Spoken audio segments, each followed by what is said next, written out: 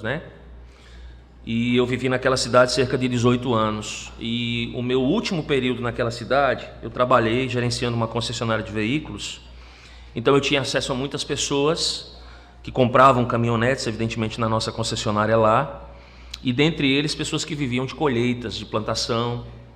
E há algumas coisas muito peculiares no Vale do São Francisco. Nós o conhecemos, e o mundo conhece o Vale do São Francisco como o lugar que tem a maior área de fruticultura irrigada do país, não é? Safra lá abundante, 2,5 vezes por ano, diferente de alguns lugares do sul do país. Então é um lugar de abundância, riqueza, né? De plantas, de manga e entre outras tantas culturas. Mas há 2 cidades, pelo menos lá, cidades de Casa Nova e Remanso, que tratam de uma outra cultura de cultivo durante o ano, que é a cebola. E eu não sei se vocês sabem, né? Eu gosto muito de estudar essas questões de ordem, pelo menos na época eu fazia muito isso. Nossa cebola no Brasil, ela recebe uma interferência da cebola que é cultivada na Argentina. Nós hoje vivenciamos o aspecto do Mercosul no nosso país, né? Então, quando a safra da Argentina, ela dá muito boa, e a cebola argentina, às vezes, ela vem, inclusive, com um preço melhor para o nosso país, não é? A nossa cebola nacional, então, cai demais de preço. Então, hora ou outra, você vai ver, por exemplo, no supermercado, cebola lá em cima, e hora ou outra, cebola lá embaixo. E que era comum aqueles que plantavam cebola no Vale de São Francisco? Quando a cebola caía demais de preço, eles jogavam fora. Na beira da estrada, você via vários caminhões de cebola descartando a cebola, porque não compensava nem vender a cebola, nem gastar dinheiro com frete, né? E isso interferia muito na economia da cidade, mas principalmente na vida desses agricultores, que muitas vezes se mostravam também sábios. Por quê? Porque quando a safra da cebola ela dava muito boa, havia problema na safra da Argentina, as pessoas ganhavam muito dinheiro. E aí começavam a comprar carro, começavam a comprar casa, a gastar dinheiro desenfreadamente. E no ano subsequente, não é? Quando eles achavam que as coisas iam se repetir, e aí vinha uma safra ruim, o que eles tinham que fazer? Vender carro barato, vender casa barata, queimar tudo que tinham, para mais uma vez no ano posterior poderem plantar de novo e tentarem a sorte de novo. Bom, enfim, nós temos situações na vida que são exatamente assim. Fazendeiros que não têm certeza de que vão vender a sua colheita num determinado ano, não é? E aí às vezes também preferem fazer o quê? Deixar até a própria terra sem cultivo. Nós lidamos com pessoas de negócios, né, que às vezes não estão certas dos seus lucros. E aí, porque acham que não vão lucrar numa determinada situação, elas voltam atrás nos seus negócios. Às vezes nós lidamos, não é, com situações em que, acerca do nosso próprio trabalho, se ele será bem sucedido, se ele não será, não é? E muitas vezes, nessa amplitude de dúvida, nós simplesmente fazemos o quê? Cruzamos os nossos braços e preferimos não fazer nada. Mas por que eu estou dizendo isso, irmãos? Porque os israelitas a quem o pregador aqui se dirige, ou seja, são os ouvintes originais desse texto, eles também estavam vivendo a mesma situação. Percebam que a nação de Israel ali tinha sofrido muitas mudanças dentro daquele regime. Aquele pequeno país agrícola tinha se tornado uma ponte de comércio entre o Egito, a Ásia e a Europa. E aí alguns israelitas tinham tentado entrar no comércio, mas eles tinham fracassado, tinham perdido todas as suas posses. No capítulo 5, quando nós estudamos aqui, o pregador, por exemplo, ele vai descrever pessoas que tinham perdido suas riquezas naquilo que ele chama de má aventura, não é? E ele escreve assim, ó: se tais riquezas se perdem por qualquer má aventura, ao filho que gerou nada lhe fica na mão. Como saiu do ventre de sua mãe, assim nu voltará, indo-se como veio, e do seu trabalho nada poderá levar consigo. Então, ver algumas pessoas perderem tudo numa má aventura era suficiente para que outras pessoas, então, fizessem o quê? Não arriscassem absolutamente nada. E por quê? A razão é muito simples. Nós nunca sabemos o que, de fato, o futuro nos reserva. E aí veja que agora o pregador, ao concluir esse livro dele, ele faz 2 grandes admoestações sobre como viver em um mundo de incertezas. E a primeira admoestação que ele nos traz é encontrada exatamente nesse texto que nós lemos, e tem a ver com o trabalho e tem a ver com também as nossas posses. Então, eu chamo a atenção para você, para que você perceba como é que o pregador, então, ele começa esse texto no verso 1, dizendo o seguinte: lança o teu pão sobre as águas, porque depois de muitos dias o acharás. Perceba, irmãos, que a primeira medida, quando nós olhamos para esse versículo, parece uma coisa arriscada a se fazer. Ou seja, você vai pegar um pedaço de pão e vai jogá-lo sobre as águas. A pergunta é, o que normalmente vai acontecer? O pão geralmente ficaria o quê? Encharcado pela água e ele afundaria. E a pessoa certamente nunca mais veria esse pedaço de pão novamente. Mas é claro que aqui nós não devemos pensar no pão que habitualmente nós comemos, né? Eu particularmente gosto de comer muito pão francês. Então não é basicamente esse pão. O pão que está em vista aqui, citado pelo autor, é um pita, ou seja, é um disco fino, chato e provavelmente duro, que uma vez sendo lançado às águas, pelo menos por algum tempo, ele desceria com a correnteza do rio, até então se perder de vista. Então perceba, o que é que o pregador está dizendo nesse texto, irmãos? É mais ou menos o seguinte: faça algo arriscado, como lançar o pão sobre as águas. Faça algo tão arriscado que o retorno às vezes pode parecer até impossível. Ou seja, o pão será levado pela corrente, ele afundará, você nunca o verá novamente. Mas o pregador está dizendo logo no princípio do capítulo 11, seja ousado, tenha fé, avance em fé, faça algo arriscado. Por quê? Depois de muitos dias, ele diz, o acharás. Agora, o que o pregador então tinha em mente? Veja, o pensamento aqui, irmãos, e os teólogos são concordes com isso, era a ideia sobre um comércio marítimo. Era um negócio extremamente arriscado, especialmente no contexto daqueles dias. Por quê, irmãos? Porque as jornadas elas eram extremamente longas, elas eram perigosas, e os proprietários não tinham ideia, ao longo da viagem dos seus navios, que eram de suas propriedades, o que estava acontecendo com seus bens e com seus barcos. E quando você vai para a história, você vai ver que muitos barcos lá no Mediterrâneo, hoje jazem na profundeza daquele mar. A Bíblia nos diz, por exemplo, que o rei Salomão, lá em 1 Reis 10, 22, ele tinha muitos barcos, ele tinha uma longa frota de barcos, que voltava com ouro e prata e marfim a cada 3 anos. Então vejam que com o comércio marítimo em mente, algumas traduções desse texto, principalmente no verso 1, seriam mais ou menos a seguinte: transporte o seu cereal em barcos pelo mar, e depois de muitos dias você terá retorno. Ou seja, atreva-se a assumir um risco, seja ousado. Nós diríamos o seguinte: nada arriscado, é um ditado, nada ganho. O pregador, então, irmãos, ele quer que nós pensemos, ou assumamos, na verdade, riscos. Mas de que maneira? Não de maneira insábia, não de maneira tola. É por isso que ele nos traz, então, na sequência do texto, no verso 2, uma advertência. Vejam comigo lá, diz assim: reparte com 7 e ainda com 8, porque não sabes que mal sobrevirá à terra. Ou seja, não coloques os teus bens em um único barco. A ideia é exatamente essa. Porque você não sabe que mal sobrevirá. Ou seja, se esse barco afundar em uma tempestade e todos os teus bens, todo o teu patrimônio estiver investido naquele navio, você irá à falência, certamente você irá à falência. Mas se você repartir os seus bens em 7 e ainda 8, isso vai significar o quê? Uma garantia de que ainda que um navio naufrague, você ainda terá a maior parte dos seus bens. Se um deles ainda afundar, você ainda poderá dispor das suas posses. Hoje nós poderíamos dizer basicamente o seguinte: diversifique os seus investimentos. A ideia do pregador é essa, mas atreva-se ao mesmo tempo a correr riscos, ou seja, seja ousado, porém de maneira sábia. É interessante, irmãos, a ponte que nós podemos criar aqui com o Novo Testamento. Em Mateus capítulo 25, versos 14 a 30, Jesus nos dá um conselho semelhante. Vocês vão se lembrar desse texto. O rico sai para uma viagem, lembra lá? E antes de sair, ele chama 3 dos seus servos. E a um ele dá 5 talentos, a outro ele dá 2 talentos, e a outra ele dá 1 talento.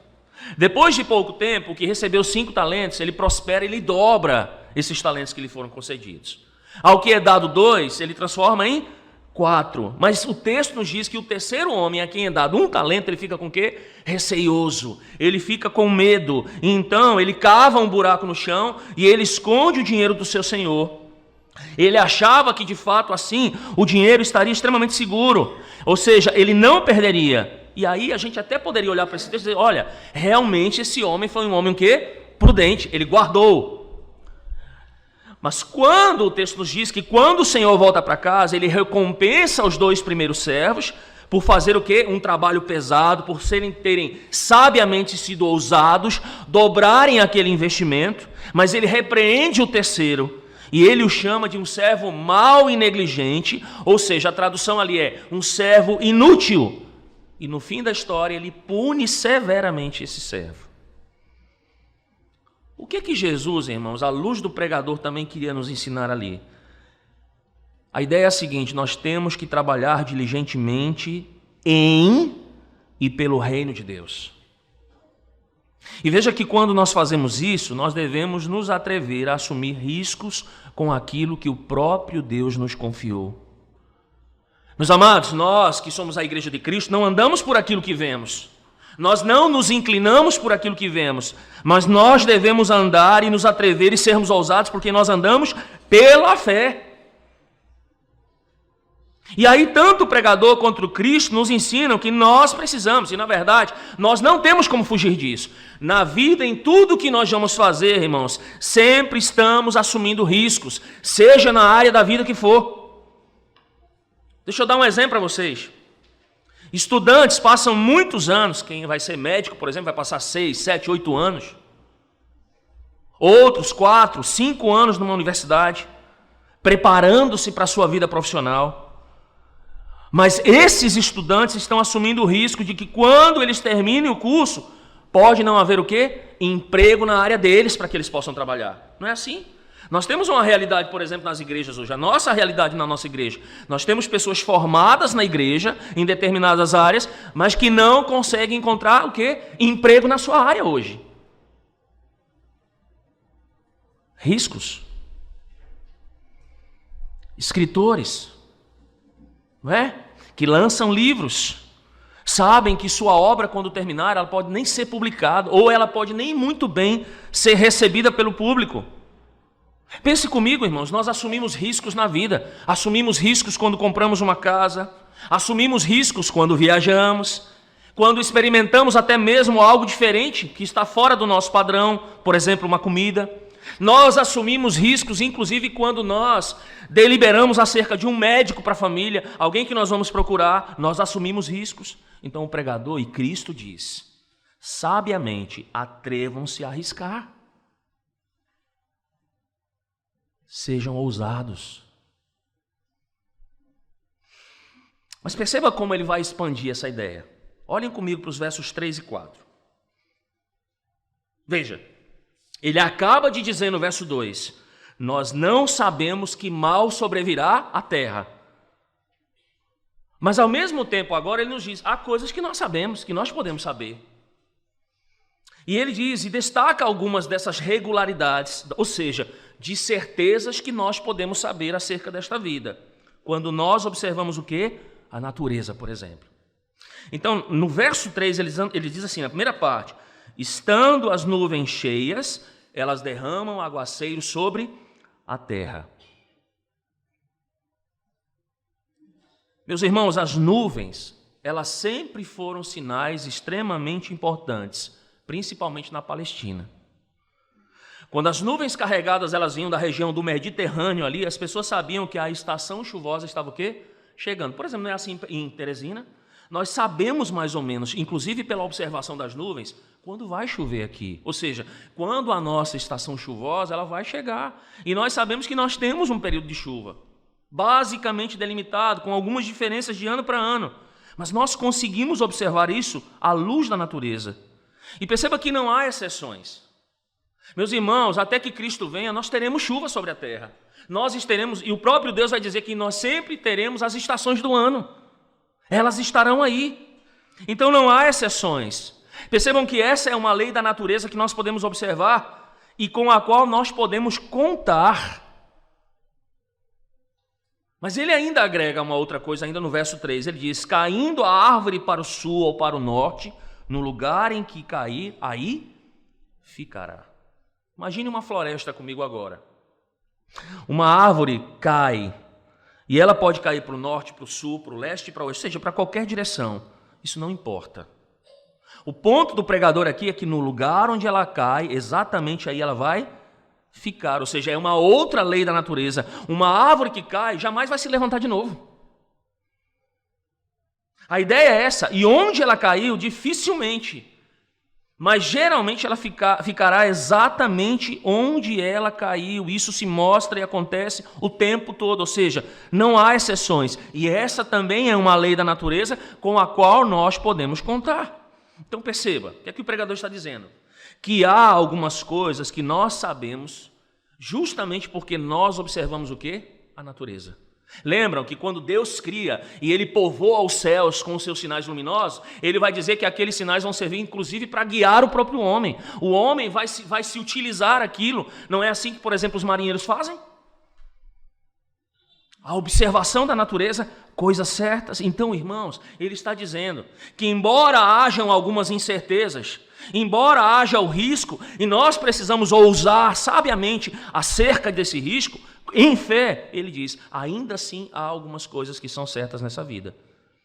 Mas ele também diz que nós ainda precisamos e até podemos requerer mais certeza daquilo que é bom para nós. E aí vejam o que ele diz no verso 4. Ele diz, quem somente observa o vento nunca semeará, e o que olha para as nuvens nunca cegará. A ideia aqui é o seguinte, o que é que o fazendeiro prefere? Ele prefere o clima ideal para semear. Ele prefere o clima ideal para colher. E perceba que os fazendeiros ainda hoje, eles fazem exatamente isso. Cuidadosamente eles observam o quê? As nuvens. Hoje nós temos um adendo a mais, não é? Qual é? Nós temos os noticiários acerca do quê? Do clima. Eu me lembro que quando nós tivemos essas pancadas de vento aqui, não é? Até o nosso irmão Rondon lá sofreu com isso, lá com o seu galpão. O Rondon me disse, olha, eu vou ligar para tal lugar, porque lá eles conseguem mostrar, conseguem te avisar, inclusive quando vão ver essas pancadas de vento aqui na cidade de Teresina. Então a gente vai fazer o quê? Nós vamos nos precaver quando isso estiver para acontecer. Então eles observam isso, eles esperam, eles vigiam. Na Palestina antiga, por exemplo, que é esse contexto, o melhor momento para plantar é quando havia pouco vento. E isso então permitia os agricultores espalharem a semente de uma maneira mais homogênea, mais regular pelo campo. Mas aí existia um problema. Se eles esperassem demais pelo tempo perfeito, o que é que acontecia, irmãos? Eles perderiam o tempo de semear. Em algum momento, eles teriam que fazer então o quê? Arriscar. Se aquele momento ideal ele não se apresentou até agora, nós não podemos perder o tempo de semear, então nós vamos ter que fazer o quê? Arriscar. E aí, quando chegava o tempo da colheita e o clima era perfeito, ele era ensolarado, sem nuvens do céu, eles colhiam. Mas podia ser também que chovesse na colheita. E aí eles também não poderiam esperar, porque se eles esperassem o tempo perfeito, eles poderiam nunca colher a sua safra. Então, em algum momento, eles teriam que fazer o quê? Serem ousados. Irmãos, esse princípio de assumir riscos não se aplica apenas aos agricultores. Talvez você seja um comerciante aqui nessa manhã. Eu, por exemplo, fui ao centro ontem, e aí já começa essa batalha de começo de ano, né? Material escolar, mochila escolar, tênis, livros, cadernos. E aí você vai lá no centro aqui de Teresina, que é um centro, e eu recomendo você, é um comércio muito grande, tem muita coisa, mas é impressionante. Eu entrei em algumas lojas, é impressionante que a loja parece que de baixo a cima só é bolsa escolar. E eu fiquei me perguntando, meu Deus, será que tem tantos alunos aqui na cidade que vão comprar essas bolsas? Quer dizer, esses comerciantes, eles estão investindo na certeza de que eles vão obter lucro. Então eles estão lotando e abarrotando as lojas com materiais escolares, com aquilo que as crianças certamente vão levar para as escolas. Então, comerciantes têm que assumir riscos. Trabalhadores autônomos, talvez você seja um, você tem que assumir risco. Estudantes assumem riscos, como eu já coloquei. Um indivíduo, irmãos, excessivamente cauteloso, e esse é um princípio do pregador, um indivíduo extremamente, excessivamente cauteloso está destinado ao fracasso. Por quê? Porque algumas boas condições, ótimas condições na vida, simplesmente podem não se materializar para ele.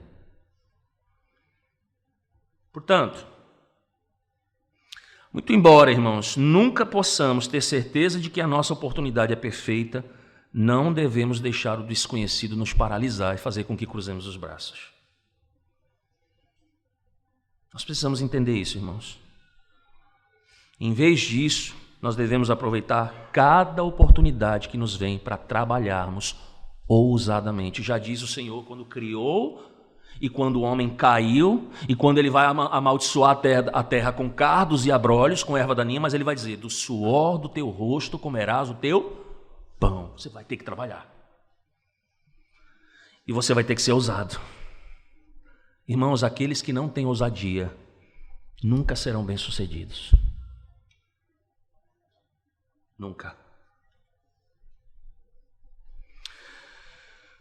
Mas continue comigo no verso 5. Agora ele faz uma reviravolta no texto. E o pregador ele volta então, esse homem de Deus, esse sábio, a falar daquilo que então nós não sabemos. E ele diz assim, assim como tu não sabes qual o caminho do vento, nem como se formam os ossos no ventre da mulher grávida, assim também não sabes as obras de Deus que faz todas. Irmãos, nós estamos falando aqui sobre a soberania de Deus.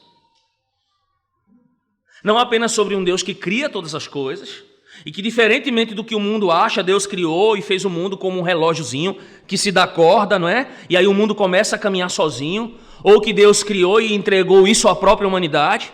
Não, ele é o mesmo Deus que criou, é o mesmo Deus que continua fazendo o quê? Sustentando esse mundo pela palavra do seu poder, que foi a mesma palavra que o criou, e ele continua governando, ou seja, nada foge ao seu governo soberano. Nos tempos antigos, as pessoas nem imaginavam como a vida, por exemplo, ela se desenvolvia no ventre materno. O salmista, por exemplo, exclama no Salmo 139, verso 15, os meus ossos não te foram encobertos quando no oculto fui formado e entretecido como nas profundezas da terra. Aí a gente se vê no nosso contexto, mesmo com grandes avanços médicos, nós não sabemos realmente como a vida surge. Esse é o ponto. Não sabes as obras de Deus, porque Ele faz todas as coisas. Amém, irmãos? Nós não sabemos as obras de Deus, nem muito menos o que Deus fará em seguida. Não conhecemos os seus planos para o futuro, irmãos. Nós, na verdade, vivemos com grande medida de incerteza. Pense nisso, não é assim, não? Eu tenho passado por isso na carne esses últimos dias. Um acidente do meu irmão, está lá internado, está lá em coma. E aí a gente fica pensando, lógico, nós confiamos em um Deus soberano? Confiamos. Esse é o aspecto da vida do cristão. A gente entende essa parte teológica. Nós temos que aplicar isso nessa vida.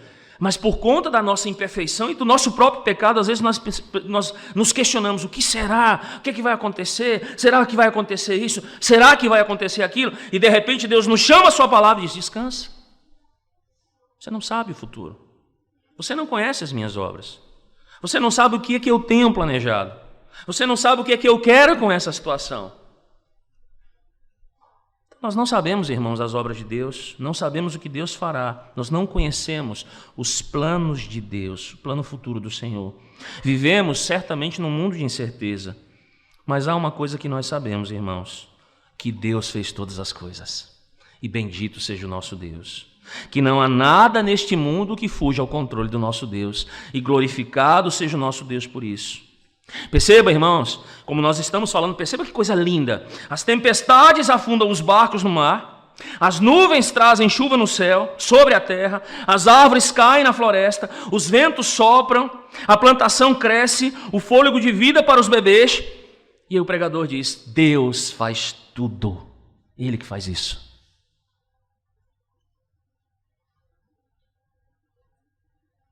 E sabe o que isso tem que fazer com a gente? Nos dar estabilidade num mundo de incertezas. A verdade da soberania de Deus, ela aquieta e acalma o nosso coração e nos dá estabilidade para viver num mundo de incertezas, irmãos. Veja, o que o pregador está dizendo é que o fato de que Deus faz todas as coisas nos dá coragem para fazer o nosso trabalho com fidelidade. Que coisa linda, irmãos. Porque eu tenho um Deus que criou, que governa, que sustenta todas as coisas. E a Bíblia ainda diz que para o cristão, para aqueles que estão em Cristo, tudo coopera para o seu bem. O pregador está dizendo isso dá coragem, isso nos dá ousadia, isso nos faz arriscar para fazer o nosso trabalho com fidelidade. O fato de que Deus, irmãos, faz todas as coisas, pode nos dar essa ousadia em fé e sabedoria para assumirmos alguns riscos. Então nós não precisamos esperar, às vezes, por uma certeza absoluta antes de agir. Não precisamos, muitas vezes, ser tão ansiosos quanto nós somos. Ansiedade é um dos males do século, irmãos. Deus faz todas as coisas.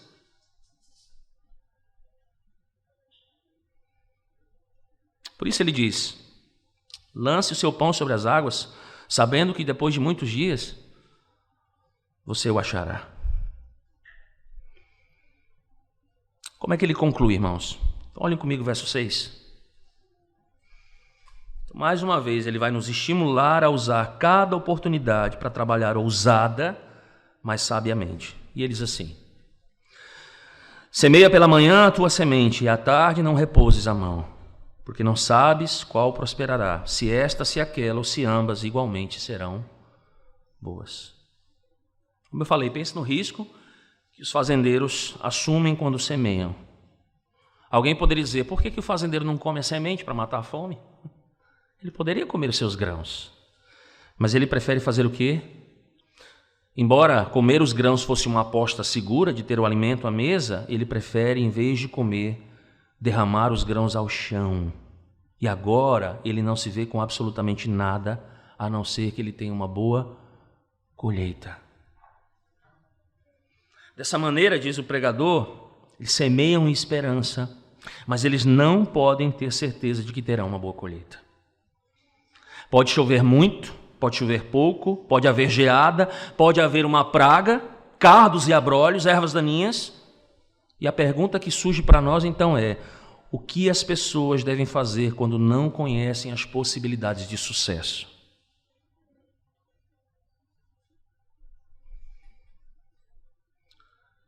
O texto nos mostra que algumas pessoas preferem não semear, portanto não colhem. Outras esperam para colher, por isso perdem a colheita. Outras não estão prontas para assumir um risco necessário para semear e colher com bom êxito. Mas aí o pregador vem e aconselha: precisamente por causa da incerteza, precisamente porque não sabe, você deve aproveitar cada oportunidade para trabalhar. Você não sabe qual prosperará, se esta ou se aquela. E aqui deixa eu dar um conselho aos irmãos que estão desempregados na igreja. Talvez você esteja nos visitando. Talvez você diga: pastor, mas essa área que está me sendo oferecida para trabalhar hoje não é a minha área, não foi na qual eu me formei. E talvez você, por ser solteiro, estar ainda na casa dos seus pais, você então rejeite isso. Mas não seria assim se você fosse um chefe de família.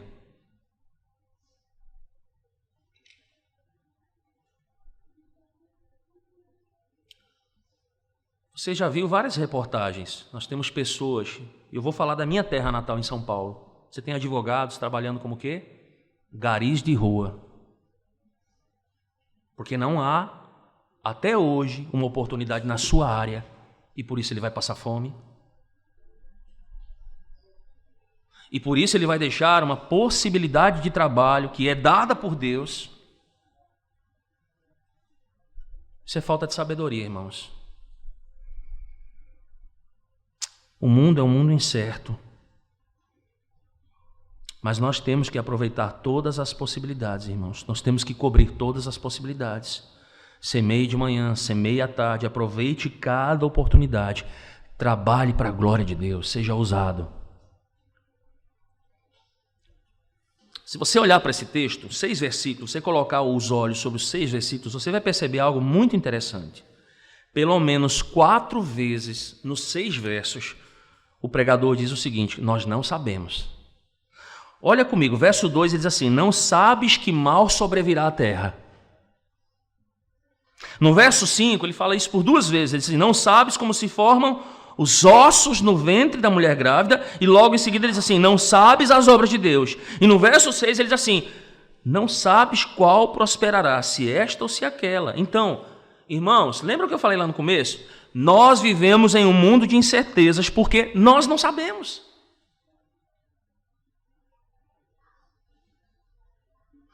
O que é que você acha que move uma pessoa aí a um macumbeiro? Aí a uma cartomante, a um vidente? É exatamente isso. É querer descobrir o quê? Algo que ele jamais terá para si, o futuro. Nós não sabemos. E aí a pergunta é, pastor, então como é que nós vamos viver num mundo tão precário? E aí é onde o Senhor, por meio do pregador nessa manhã, ele nos admoesta. Como você não sabe o que Deus fará prosperar, aproveite aquilo que Deus tem dado hoje para você. Aproveite as suas oportunidades. Você de fato não sabe se Deus fará prosperar, mas aproveite cada oportunidade de trabalho, cada coisa que vem à tua mão, para que você haja de maneira sábia diante do Senhor e seja ousado para fazer isso. Principalmente quando o quesito é a obra de Deus. Tudo que nos vier à mão nós vamos fazer de uma maneira responsável, diligente, porque tudo que fazemos é destinado à glória de Deus.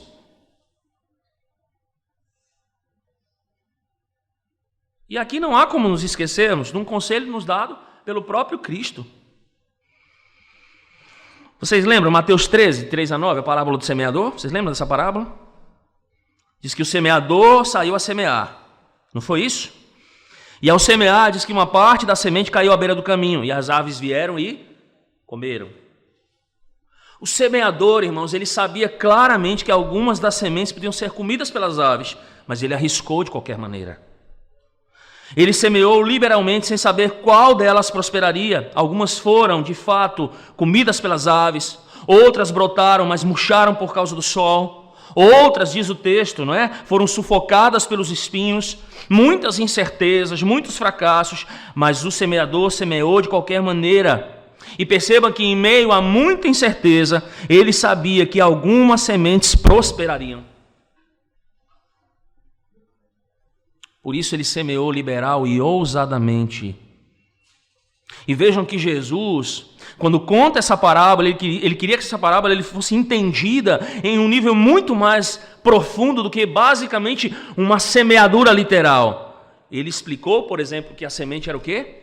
Lembram lá? A palavra do reino.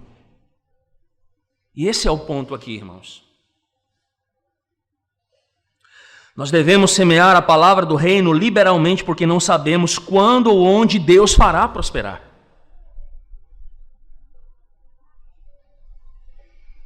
É por isso que Jesus vai ordenar aos seus discípulos que sejam suas testemunhas, tanto em Jerusalém como em Judéia, Samaria, até os confins da terra.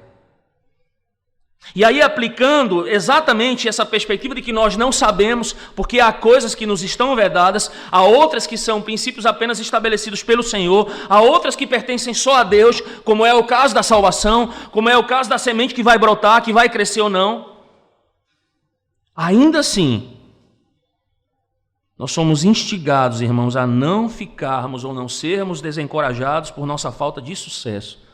Porque no fim de tudo não depende de quem? De nós. Embora não nos isente da nossa responsabilidade como servos. Então, meus irmãos, não é fácil vivermos com incertezas. Especialmente na nossa cultura, não é fácil vivermos sem saber. Eu pergunto a vocês, irmãos, termos segurança não é bom, não? Estarmos seguros de uma coisa não é bom? É extremamente bom. Mas como resultado, muitas vezes, nós podemos perder oportunidades dadas por Deus. Porque nós vamos nos mostrar, muitas vezes, excessivamente cautelosos. E isso também é pecado.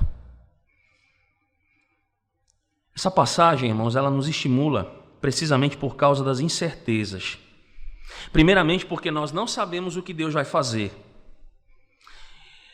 Porque nós devemos, de fato, prosperar e aproveitar cada oportunidade e entregar os resultados de tudo aquilo que fazemos nas mãos de um Deus que é poderoso e que tem cuidado de nós por meio da pessoa do seu Filho, Jesus Cristo. Amém? Então deixa eu dizer uma coisa para a gente encerrar.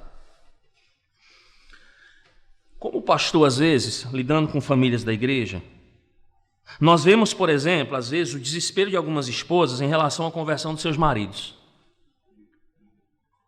E isso é o quê? Incerteza. Até porque conversão não pertence ao homem. Então as pessoas estão incertas. E aí começam a questionar.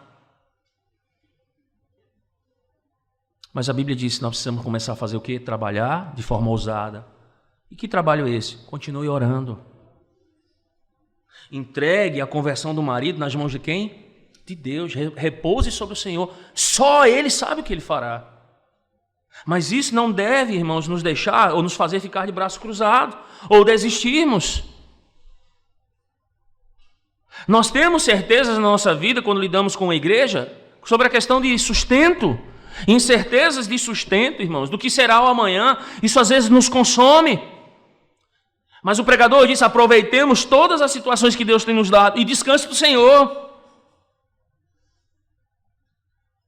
Nós temos incerteza de cura. Muitas vezes você já visitou alguém no hospital, aquela pessoa muitas vezes está se indagando o que é que vai ser, se Deus vai curar, se Deus não vai curar, se o meu irmão vai sair da UTI, se ele não vai.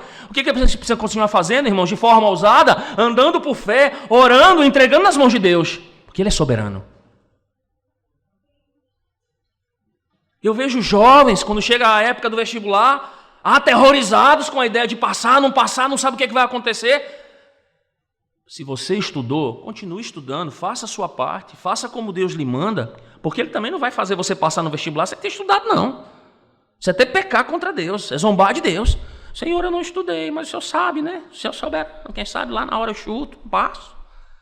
Faz a sua parte e entrega nas mãos de Deus que é soberano, e Ele vai fazer. Incertezas.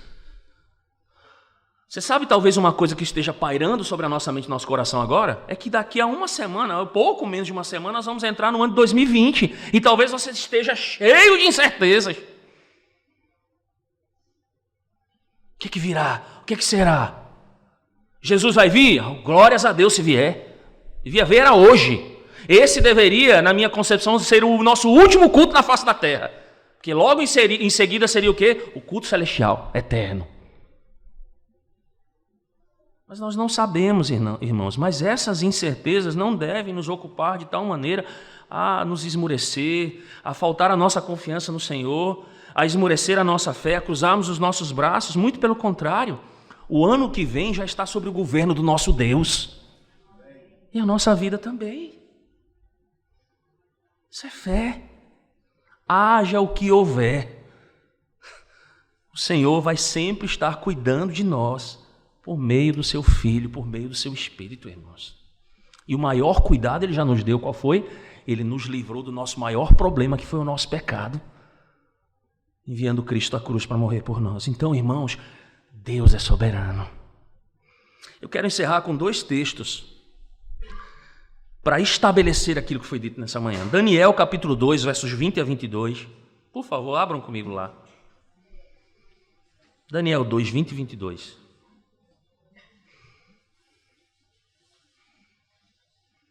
E logo em seguida um texto que a gente pode relacionar, complementar a esse. Daniel 2, 20 e 22. Eu vou pedir para que você, se você puder ler comigo, até porque fica bem gravado na cabeça. Diz assim: Disse... Todo mundo abriu? Vamos lá. Disse Daniel: seja bendito o nome de Deus, de eternidade a eternidade, porque dele é a sabedoria e o poder. É Ele quem muda o tempo e as estações, remove reis e estabelece reis. Ele dá sabedoria aos sábios e entendimento aos inteligentes. Ele revela o profundo e o escondido. Conhece o que está em trevas e com Ele mora a luz. E com este texto, o texto de Mateus capítulo 6, versos 33 e 34, extremamente lindo e aplicativo para nós essa manhã. Mateus 6, 33 e 34. E descansem, irmãos, neste Deus soberano. O que é que diz a palavra de Deus? Buscai, pois, em primeiro lugar, o seu reino e a sua justiça, e todas estas coisas vos serão acrescentadas. Portanto, não vos inquieteis com o dia de amanhã, pois o amanhã trará os seus cuidados. Basta ao dia o seu próprio mal. Ao Senhor, ao nosso Deus, soberano, toda a honra e toda a glória. Amém. Vamos orar. Ó Deus bendito, Pai do nosso Senhor Jesus Cristo, pelo qual a obra e a maior graça nos foi concedida, a salvação em Cristo Jesus. Nós louvamos o Teu nome nessa manhã, ó Deus. Mais uma vez nós somos gratos ao Senhor, porque o Senhor nos acolheu debaixo das Tuas asas, como a própria galinha acolhe os seus pintinhos. O Senhor cuida de nós, o Senhor é soberano, o Senhor faz todas as coisas como Te apraz, e nós sabemos que todas essas coisas são boas, são perfeitas, refletem a natureza santa, bondosa, piedosa, misericordiosa e justa do Senhor. E tenha sido assim com os Teus filhos. Ó Pai, nessa manhã nós somos exortados, ó Deus, a nossa fé, a nossa confiança, a descansarmos e a compreendermos um dos aspectos mais importantes que dizem respeito à natureza do Teu ser. Tu és o Deus soberano. Não há um outro Deus. Não há outro Deus criado pelos homens, ó Deus, um outro Deus, e certamente seja o Senhor. Os homens podem confabular, fazer outros deuses, dobrarem os seus joelhos perante imagens mudas que não têm poder para nada, mas nós servimos ao Deus soberano, Criador dos céus, da terra, sustentador e governador de todas as coisas. E que trabalha e tem trabalhado, e fez isso por meio da cruz em Cristo Jesus, resgatando-nos do nosso pecado, de uma condição autoimposta por nós mesmos, de nos alienarmos, de nos separarmos em orgulho, em autojustiça do Senhor, mas o Senhor foi lá, enviou Cristo, nos trouxe para o Senhor, por meio dessa obra, por meio da ação do Espírito, por meio da palavra, gerou fé aos nossos corações. E agora, ó Deus, nós compreendemos o que é o Senhor ser um Deus soberano, um Deus que nos governa, um Deus que faz todas as coisas em primeiro lugar para o louvor da sua glória, mas para o benefício também do seu povo. Ó Deus bendito, nós queremos mais uma vez testificar diante do mundo, diante da igreja, e nós confiamos no Senhor. A nossa fé não é vã, não está em coisas, não está em homens ou em falsos deuses. A nossa fé está no Senhor, ó Deus bendito, e nós cremos que o Senhor está trabalhando, que o Senhor está agindo, que o Senhor tem coisas, ó Deus, que certamente sempre contribuirão para nosso bem no futuro. Nós descansamos acerca das coisas vindouras, ó Deus, que elas estão nas Tuas mãos e elas pertencem ao Senhor, ó Deus, e a Ti toda a honra e toda a glória por isso, Pai. Mas nos faz, ó Deus, na medida daquilo que o Senhor tem nos concedido, dons, talentos, oportunidade de emprego, de estudo, tudo aquilo que diz respeito à nossa vida, faz com que andemos, ó Deus, em sabedoria. E que pela fé, ó Deus, nós andemos de forma ousada nesse mundo, em confiança no Senhor, Pai bendito. Longe de nós fazermos como aquele homem da parábola, cruzarmos os nossos braços, recebermos tantos benefícios da parte do Senhor e olharmos só para nós e termos medo e ficarmos, ó Deus, acometidos por algum transtorno causado por este mundo que nos rodeia, que é mau. Não, Senhor. O Teu povo é um povo ousado. O Teu povo é um povo que serve ao único Deus verdadeiro. O Senhor é dono de todas as coisas. Nós precisamos ser um povo, ó Deus, de fato confiante no Senhor. E que não seja apenas assim, ou não tenha sido apenas assim durante esse ano de 2019. Mas que à medida que estes próximos dias estejam passando, nós possamos refletir sobre a nossa confiança no Senhor, sobre a nossa esperança no Senhor, sobre o próximo ano. Se trabalhamos ainda mais. Se formos ousados como igreja do Senhor, como povo de Deus, sejamos ainda mais.